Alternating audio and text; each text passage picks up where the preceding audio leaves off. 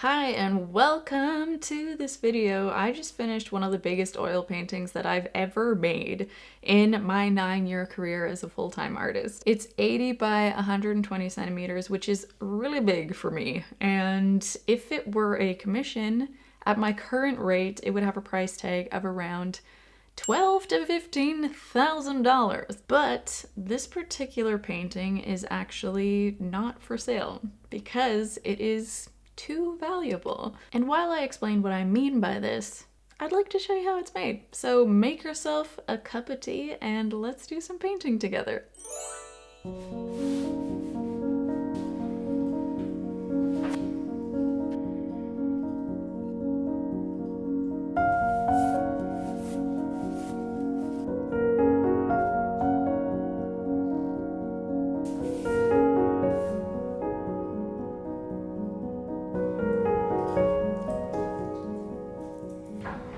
I'm basically commissioning myself to make this painting for my husband.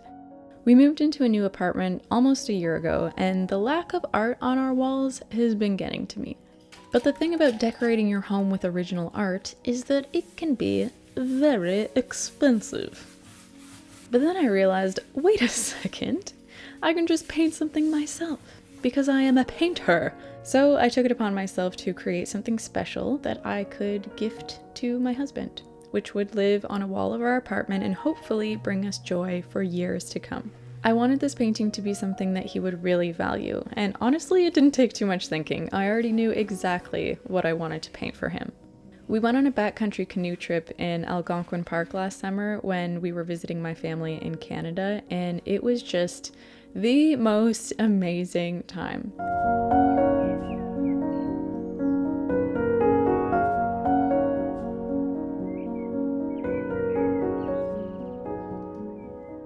It was a 5-day trip and I documented everything, so if you want to see the inspiration for this painting in great detail, I will tag that video on the screen now. But what made it extra special was that the water lilies were in full bloom at the time.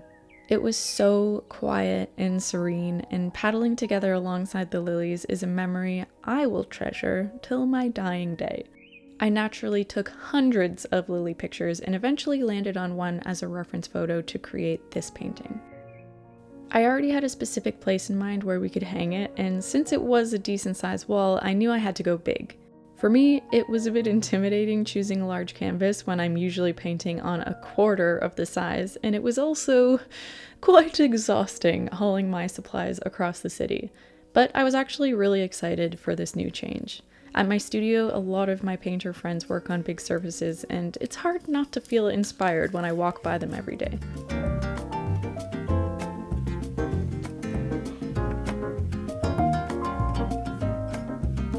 I have to admit, it was a bit weird for me to paint something that I knew would hang in my own home. I never hang my own art at home. Sometimes people ask me if I'm ever sad when I sell a painting and know that I'll never see it again, and the answer is always no. Usually by the time I'm finished a painting, I've already looked at it for so long that I'm eager to just put it away and move on to the next thing, and I really don't think twice about it. Oftentimes I paint things that are satisfying for me to paint, and I really enjoy the process, but the end result isn't necessarily something that I would want to hang in my own house and look at every day. I don't know if that's like dissing my own art by saying that, but it's true. I guess I have also just felt a little cringy in the past about hanging my own art in my house because it feels a little egotistical to me. Like, I don't want to give my guests the impression that I'm self-promoting in my own personal living space. So I was thinking about that a lot while I was painting. I wanted to create something that my husband would love, that I wouldn't get sick of looking at in 2 weeks, and also something that would make me feel proud instead of embarrassed when we have people over. And because of this thought process, I think I unintentionally put a lot of pressure on myself to make something really great, which kind of backfired on me a bit. I kept thinking of the type of art I like and the painterly style I adore so much in artists' work like Richard Schmidt and Mark Bowage's. I really wanted to replicate that, but the thing is, I don't really know how to paint like that yet. So instead of enjoying the process of creating this big new painting for my sweetheart, I just felt frustrated a lot of the time. I think I've made a discovery. I think that the reason why I'm not getting the painterly look that I'm really looking for is because of this. That's my angled flat brush, and this is the type of brush I tend to always use actually whenever I'm painting realism, because it gets me those super crisp lines. But I don't want super crisp lines for this painting, and for some reason I keep on pulling this brush out and using it.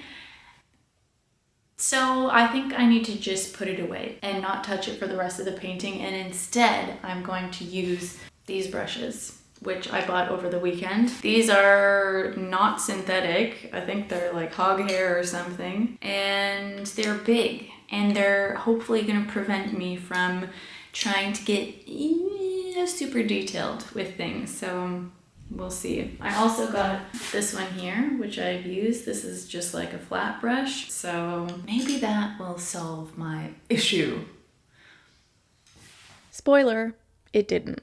I think I ended up pulling out my angled flat one day later and doing some resculpting, and I continued to beat myself up for reverting back to my nitty-gritty ways. I was also kicking myself for not using a projector to map out the composition before I started painting. I don't know why I felt so confident that I could nail it from the start when I literally never paint on this big a canvas. The reference image has a bit of a wonky perspective, and with all the different sized lily pads, it was a real challenge to make it look accurate. I ended up having to repaint so many different parts, and I would have saved myself a lot of time if I had just projected the image onto my canvas from the beginning, just to get all the proportions and perspectives correct. And some of you may think that that would be cheating, and to that I say, who gives a damn? Sometimes it's better to work smarter than harder, okay? But anyway, I have a bit of a ritual when I get to the studio, which I am demonstrating here. After I change into my painting clothes, I immediately make a pot of tea, which I sip on while I paint.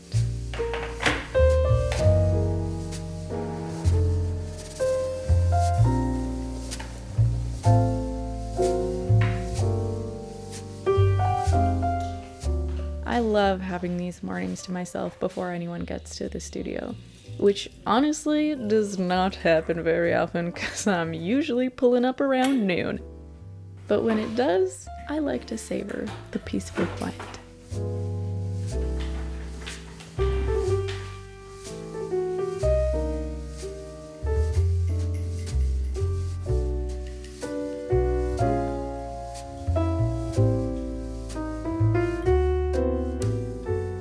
I started this painting in October, but when November rolled around, I was so busy with other projects that I had to put it away for a few months. And during that time, we had a very special event at the studio.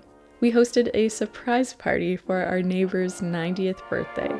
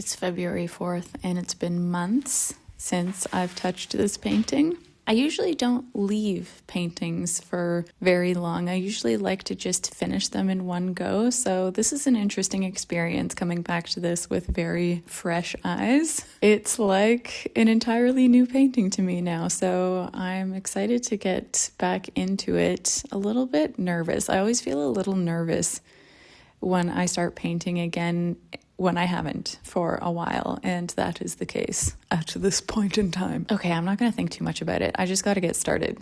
Okay?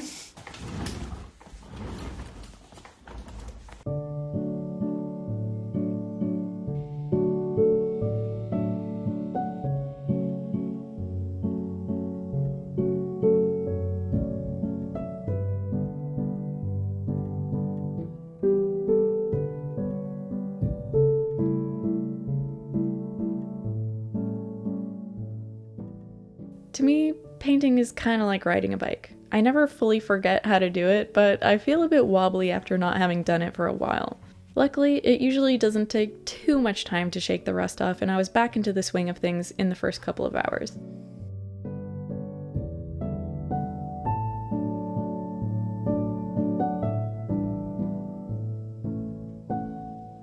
I really cannot tell you how many times I ended up repainting the blues in this piece. I felt like the success of the painting was dependent on capturing the colors as accurately as possible because that's what captivated me so much on our camping trip. I was so in love with the deep blues of the sky reflected in the water and the hints of purple and burnt sienna below the surface. And what made capturing the colors accurately more difficult was the ever-changing lighting conditions in my room. I just can't deal with this light. It just keeps getting dark and then light and then dark and then light. I'm just like, oh my god, this is gonna make editing this video so much harder. It's also hard to paint when it's just blasting light 1 second and then the next second it's dark. Not only was it hard on a cloudy day when the sun would come and go, but when it got dark out, which is very early in the winter time, turning on the light in my room would make me look at the colors in a whole new way. In the evening, I would adjust the colors according to the dim artificial light, and then I would come in the morning and have to adjust them again according to the natural light. And this was really driving me crazy. So I got my friend Eustace to set the studio to help me install a brighter, more accurate light. Wow. And by that I mean, he did all of the work and I handed him the tools.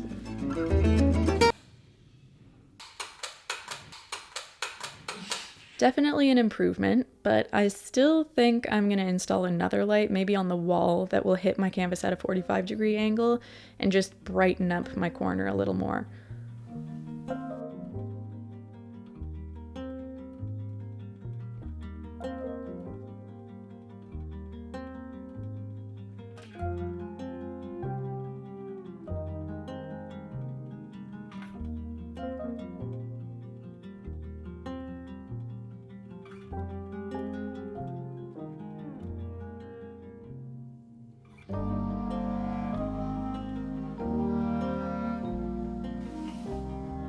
One thing that I really appreciate about being in a shared studio space is that on my lunch breaks, instead of scrolling on social media, which I did a lot when I worked from home, I can actually enjoy the company of my studio mates and get my socializing time in. Eustace and I started having egg day every so often, where he makes us each a boiled egg and then we eat it on the couch.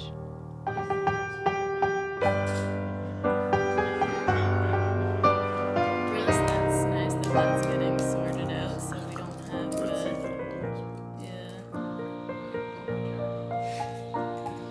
Well, there you go. Thank you very much, Brooke. Thank you.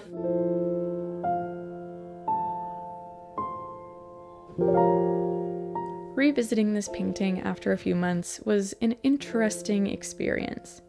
I talked to my husband about my feelings of frustration towards the painting, that it wasn't really turning out the way that I originally planned, and he told me that I should stop fighting it, that I should focus on enjoying the process even if that means painting in the way that I'm most comfortable painting.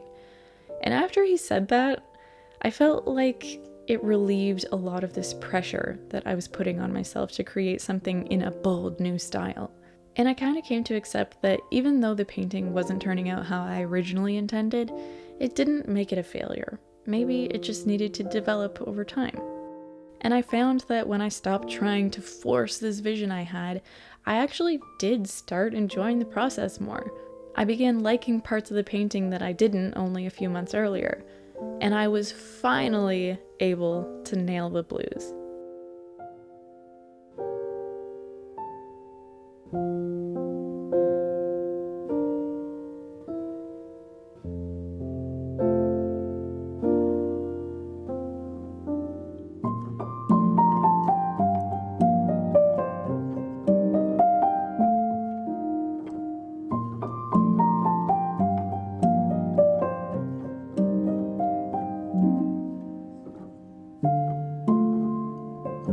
This painting could technically have a $15,000 price tag, but it's worth more than that. It commemorates all the canoe trips my husband and I enjoyed together. It represents our shared passion for nature and the outdoors. It reminds us of my home country, which we love and miss so dearly. And it's a symbol of our love for each other, because what are we but two lilies just floating around together in the pond of life?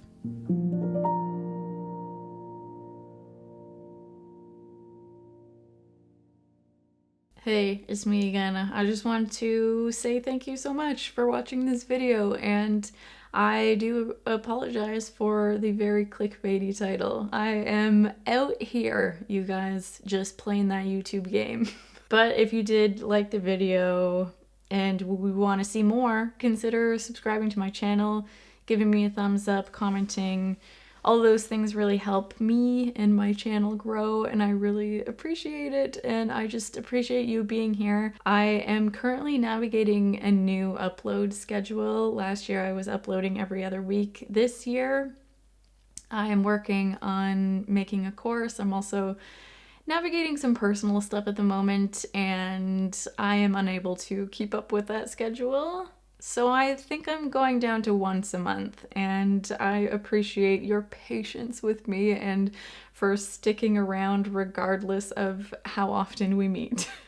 I hope to get back on track and have more stuff for you guys in the future. Life, you know what I mean? You know what I mean? Anyway, I hope that you have a wonderful rest of your day. I'm Brooke Cormier, and I blinked. I didn't even wink. I'm Brooke Cormier, and I'll see you next time. I'm out of practice. My lord.